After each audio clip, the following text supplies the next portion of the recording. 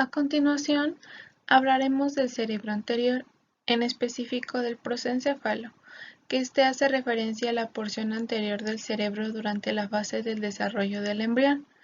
Es la parte mayor y más importante del cerebro, ya que ésta comienza en el tálamo, que está prácticamente en el centro de la cabeza, como se puede ver en la imagen. El tálamo es como una vía de paso, conduciendo señales desde el cuerpo hacia las partes relevantes del cerebro superior y desde el cerebro hacia el cerebro inferior y la médula espinal. Incluyen el sistema límbico y la corteza cerebral. El telencéfalo también es parte del cerebro anterior. El telencéfalo comienza a desarrollarse normalmente en los embriones durante la quinta semana de gestación, con el llamado nombre de tubo neural. Se va desarrollando y se divide en dos partes simétricas que se convertirán en los hemisferios cerebrales. El telencéfalo es la parte más amplia y desarrollada del cerebro, ocupando aproximadamente un 85% de total de esta estructura, y en la imagen podemos ver las partes del telencéfalo. El telencéfalo se sitúa por encima del diencéfalo y es el centro de integración más alto a nivel somático y vegetativo.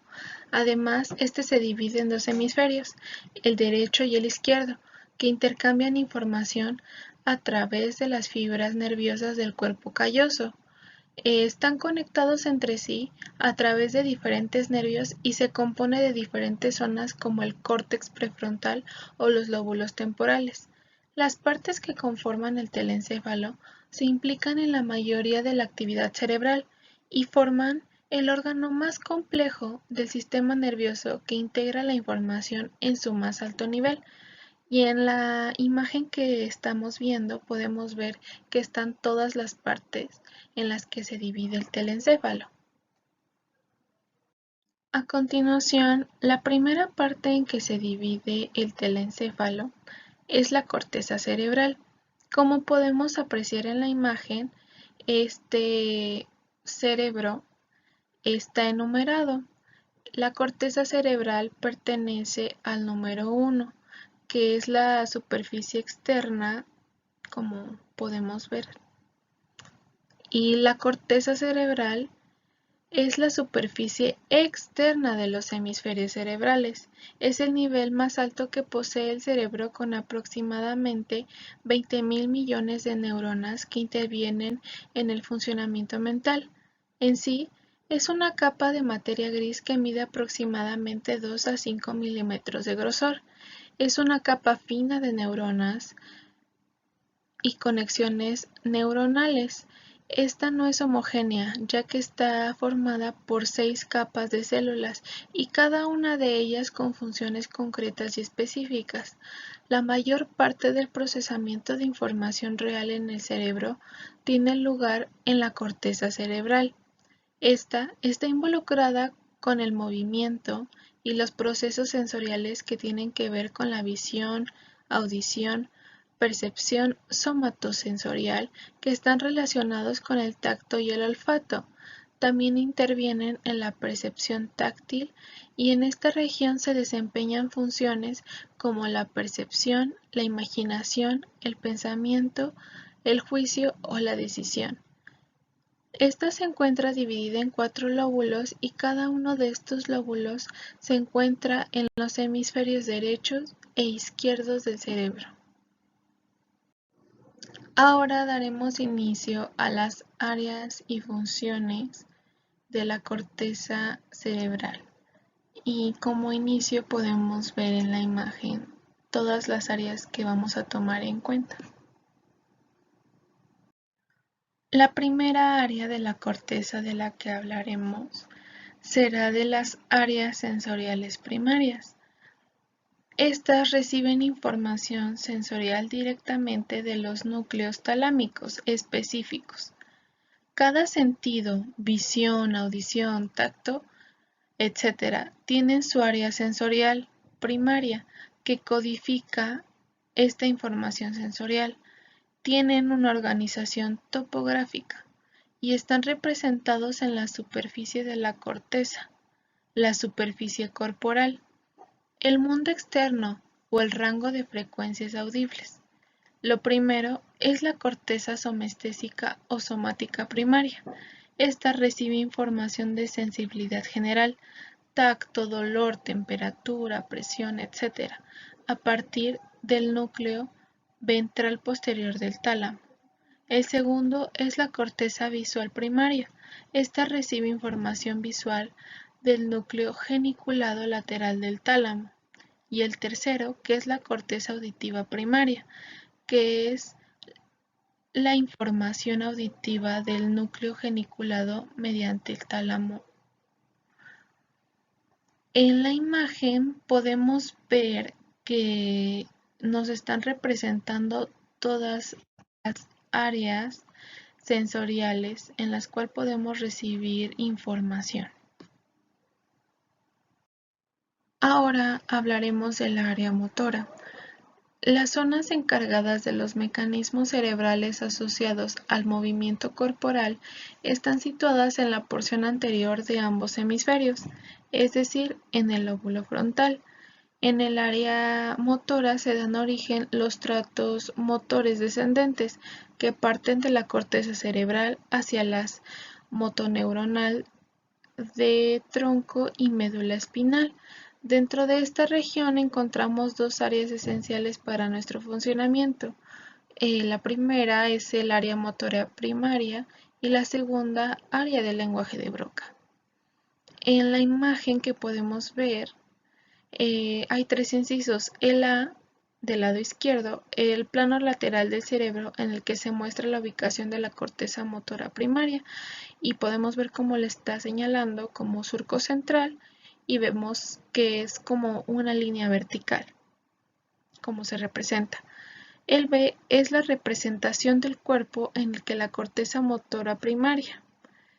En esta es un plano lateral en el que se puede observar la localización de la corteza motora y se puede ver la secuencia y los tamaños de las regiones que controlan las respuestas motoras de distintas partes de nuestro cuerpo.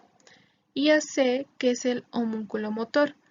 Este representa las proporciones que ponen de manifiesto los tamaños relativos de las representaciones motoras de diferentes partes de nuestro cuerpo. Y por eso podemos ver que la boca, las manos, las orejas las tiene un poco bastante más grandes que todo el resto del cuerpo. El área de asociación. Las áreas de asociación son aquellas que se hacen posible la existencia de las funciones mentales más complejas y abstractas, tales como los mecanismos de memoria, cognición, el dominio de las emociones, la capacidad de razonar y la voluntad. Además, también tienen influencia en el desarrollo de la personalidad y la inteligencia. Aquí vamos a hablar de las áreas. La primera es la corteza asociativa unimodal. El córtex de asociación unimodal es en el que se encarga de procesar la información proveniente de un único sentido o de cara a realizar una única función, como un movimiento. Estas cortezas se sitúan por lo general en las cercanías de las regiones que se procesan la información de los sentidos o la necesaria para moverse. Se trata de aquellas áreas que se vinculan al procesamiento de integración de información sensorial o motora. Permiten, entre otras cosas, el reconocimiento e interpretación de los estímulos. La segunda, que es la corteza asociativa multimodal. Este tipo de corteza se encarga de integrar las informaciones de diferentes modalidades sensoriales, permitiendo la interpretación del entorno y la planificación y ejecución de operaciones mentales o conductas. La tercera es la corteza asociativa supramodal. Este tipo de corteza asociativa se diferencia de las anteriores por el hecho de que no trabaja directamente información de ninguna modalidad sensorial, sino que se vincula a aspectos cognitivos. A menudo se considera multimodal. Otra área de asociación es el área visual secundaria, que las informaciones visuales son integradas en esta región cerebral, vinculándose a aspectos como el color, la forma o la profundidad. El área auditiva secundaria. Gracias a ella somos capaces de integrar informaciones auditivas, por ejemplo, el tono y el volumen de la voz.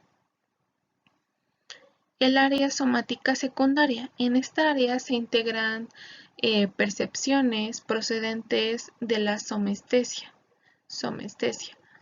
el conjunto de sensaciones que captamos de nuestro propio cuerpo.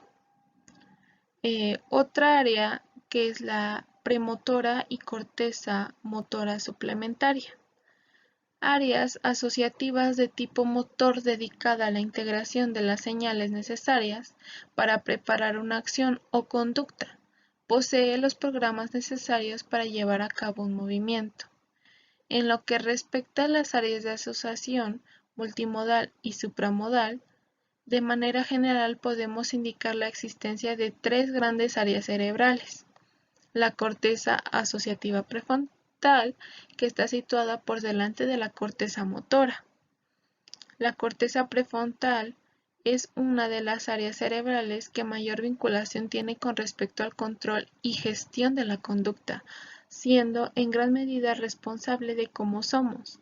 Se encarga principalmente de áreas cognitivas y de gestión conductual, incluyendo aspectos como el razonamiento, la predicción y planificación, la toma de decisiones o la inhibición de una conducta. De esta área parten pues el conjunto de funciones ejecutivas, así como también la formación de personalidad de cada uno de nosotros. Gracias a ellas somos capaces de adaptarnos a las situaciones y elaborar estrategias y metas. También resulta relevante en la expresión del lenguaje debido al importante papel del área de Broca.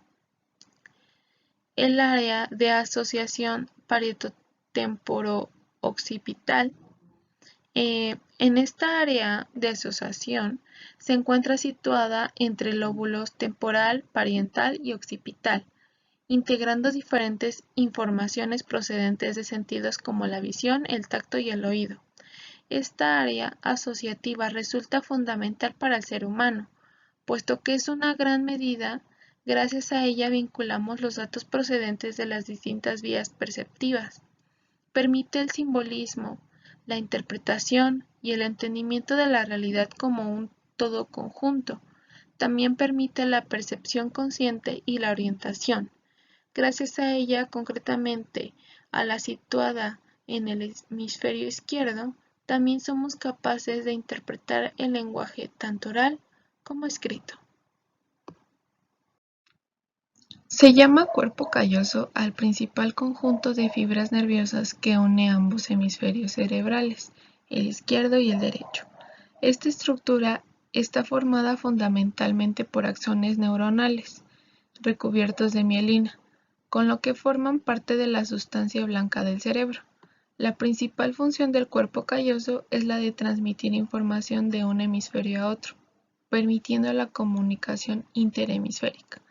De este modo, el hecho de que las funciones de cada uno de los hemisferios sean parte diferente, esto no impide que puedan actuar como un todo integrado, permitiendo la ejecución precisa de los diferentes procesos y actuaciones que lleva a cabo el ser humano. Tiene vinculación con el aprendizaje y el procesamiento de la información al unir y ejercer un enlace entre los diferentes núcleos cerebrales. Por otro lado, por ejemplo, si un hemisferio cerebral queda lesionado, gracias al cuerpo calloso, el hemisferio opuesto puede ocuparse de esas funciones que quedan desatendidas. También influye en la visión, concretamente en el movimiento ocular, al ser transmitida a través de él la información sobre los músculos del ojo. Es natural, ya que en el movimiento ocular es crucial la coordinación entre los dos hemicuerpos, en este caso de los ojos.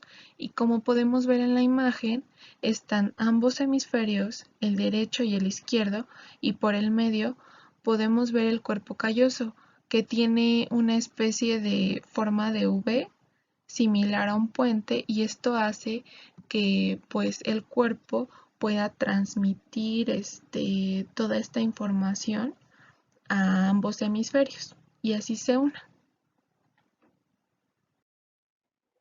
El diencéfalo es una estructura del cerebro formada por sustancia gris y localizada entre los hemisferios cerebrales y el tronco del encéfalo, por debajo del telencéfalo y por encima del mesencéfalo. No suele considerarse como una estructura diferenciable, sino más bien como una agrupación de otras regiones que establecen conexiones neuronales con muchas otras partes del cerebro. La región cerebral que conocemos como diencéfalo está compuesta por diversas estructuras. Estas se encuentran conectadas entre ellas y con el resto del sistema nervioso, tanto a nivel cortical como subcortical. También es muy relevante su relación con el sistema endocrino, conformado por glándulas que secretan hormonas en la sangre. Igual como podemos ver en la imagen, nos los está señalando de manera frontal y de manera horizontal, donde se encuentra.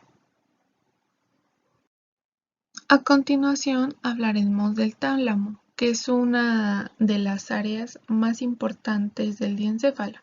El tálamo es una de las regiones más grandes del diencéfalo y tiene una importancia capital en el correcto funcionamiento del cerebro.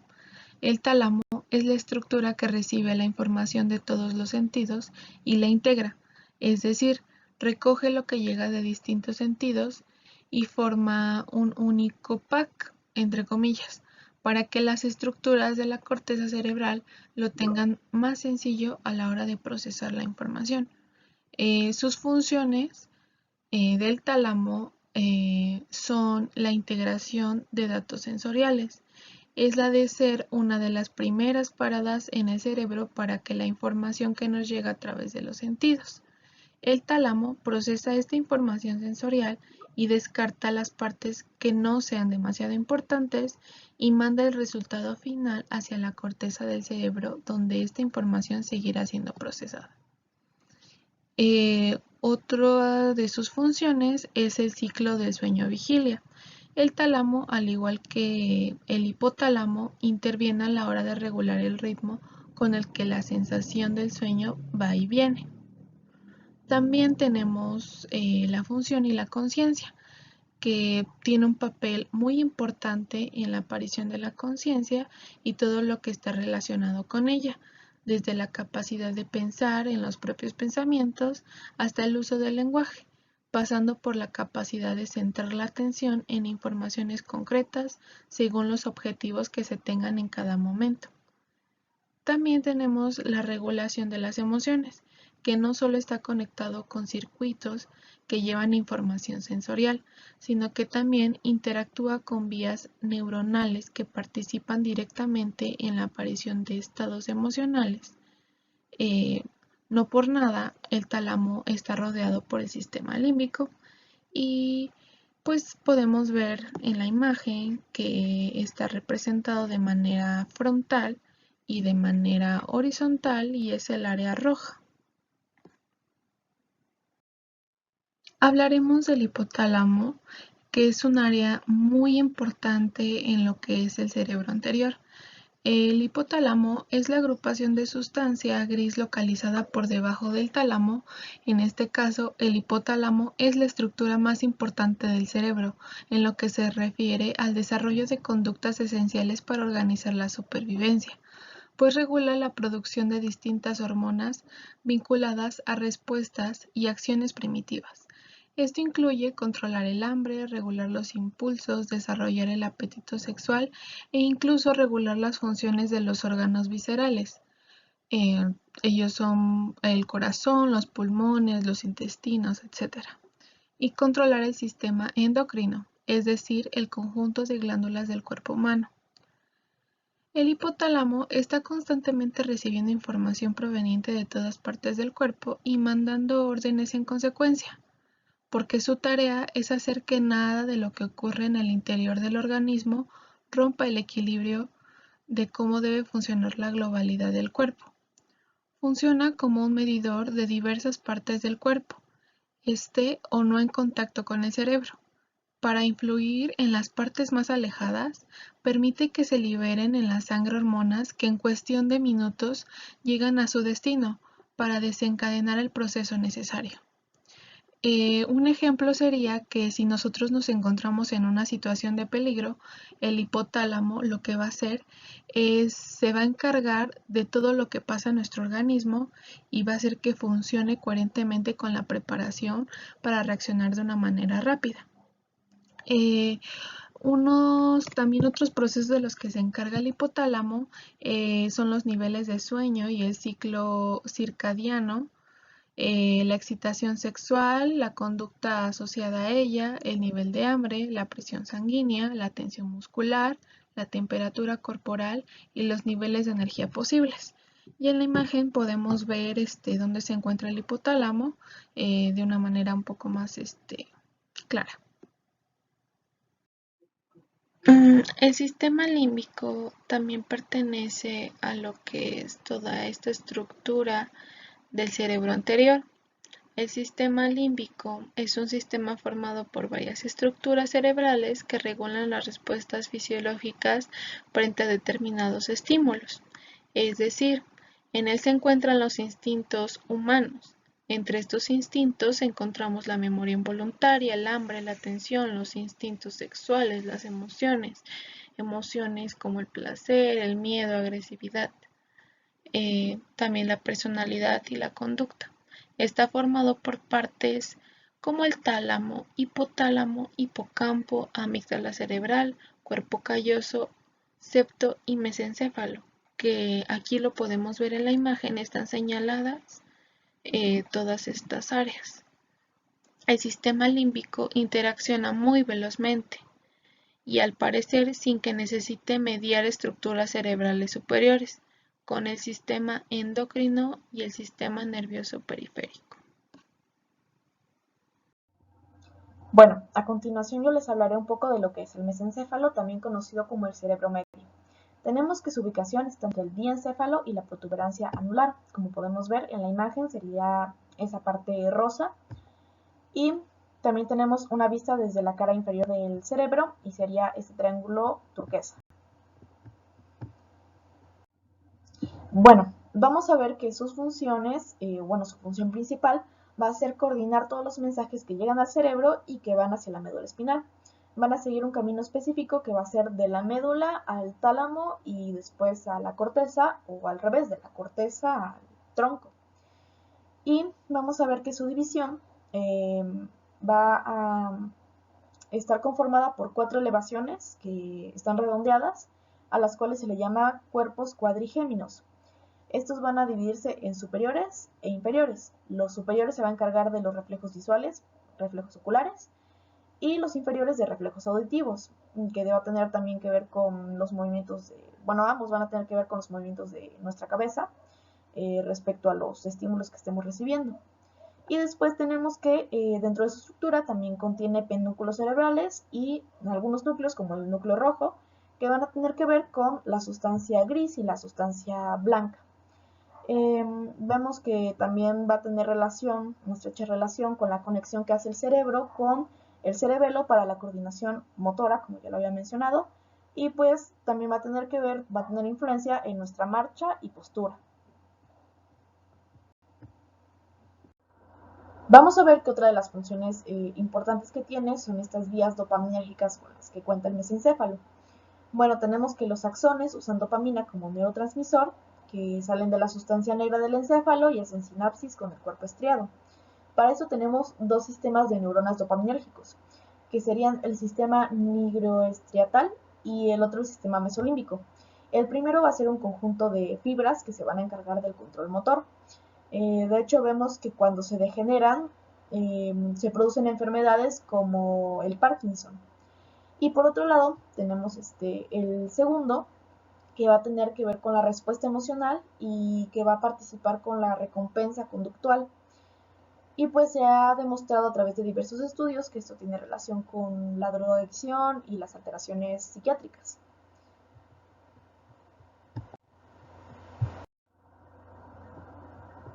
Bueno, ahora podemos pasar al rombencéfalo. El rombencéfalo se le conoce mejor como el cerebro posterior, está compuesto por dos regiones, las cuales serían mielencéfalo y metencéfalo. Aquí podemos ver algunas imágenes que nos van a guiar un poco. Y bueno, vamos a ver que de estas dos partes hay también una división, que sería la protuberancia anular, que también la conocemos como el puente de Barolio, y el cerebelo, que es lo que pertenece, digamos, al metencéfalo, esta parte del metencéfalo. Y por otro lado tenemos el mielencéfalo, que se conforma solo de una parte, que es el bulbo raquídeo, que también lo conocemos como la médula oblongada. Y aquí tenemos una imagen que nos va a ilustrar un poco mejor. Tenemos que el rombencéfalo van a ser las partes 4, 5 y 6. El mesencéfalo ya lo vimos en las diapositivas anteriores, pero 4 y 6 van a ser el metencéfalo y el 5 el mielencéfalo. Bueno, a continuación vamos a profundizar un poco en lo que es el metencéfalo. El metencéfalo está compuesto por el puente de Barolio y el cerebelo. El puente de Barolio va a ser este gran abultamiento en el tronco encefálico que va a servir como, su nombre lo indica, como un puente entre el bulbo raquídeo y otras áreas del cerebro. Y pues además ayuda a conectarse con otras estructuras, además del cerebelo, que influyen con el sueño, la activación y va a determinar procesos fisiológicos como la aceleración del pulso o la reparación, etc. Vemos que por su ubicación, las fibras de la superficie en la protuberancia anular se conectan con el cerebro y fibras más profundas forman parte de los tractos motores y sensoriales que pasan desde el bulbo raquídeo a través de la protuberancia anular y siguen hasta el mesencéfalo. Y por otro lado tenemos el cerebelo, que curiosamente parece una versión miniatura del encéfalo porque tiene una corteza, dos hemisferios y un conjunto de núcleos. Y bueno, de lo que se encarga va a ser de la integración de toda la información sensorial que recibimos y además va a tener que ver con la recepción de aferencias que van a provenir de receptores musculares, articulares, de los tendones, etcétera, y que estos van a trabajar junto con el núcleo junto con los núcleos basales y las áreas motoras de la corteza cerebral para la coordinación del movimiento. Como dice ahí, regula fundamentalmente la postura, el tono y la coordinación muscular y pues también almacena las memorias relacionadas con destrezas y hábitos pues, musculares principalmente. Bueno, aquí vemos algunas áreas que están relacionadas con lo que mencionábamos en la diapositiva anterior y pues también se me hace importante destacar que dentro de la protuberancia anular hay varios núcleos que están relacionados con los pares craneales específicos que serían por ejemplo el motor ocular, el facial, el vestíbulo coclear, entre otros que operan con los núcleos en el bulbo raquídeo para regular pues, algunas funciones como la respiración. Bien, ahora hablaremos del mielencéfalo. Este mide alrededor de unos 3 centímetros de largo y conecta el encéfalo con la médula espinal. Además, cruza axones que vienen de los hemisferios. Es decir, el lado izquierdo del encéfalo recibe la información sensorial proveniente del lado derecho del cuerpo y viceversa. Y después tenemos que también contiene agrupaciones neuronales necesarias para la regulación de la respiración y respuestas cardiovasculares. Estos se conocen como centros vitales, que van a regular pues estas funciones autómatas que van a tener que ver, por ejemplo, con la regulación, el vómito, la tos. Bueno, aquí vemos una imagen que nos ilustra un poco lo que estamos comentando. Se mencionan partes como el tálamo, que ya lo habíamos mencionado, la formación reticular y cómo va pasando toda esta información desde la médula hasta la corteza.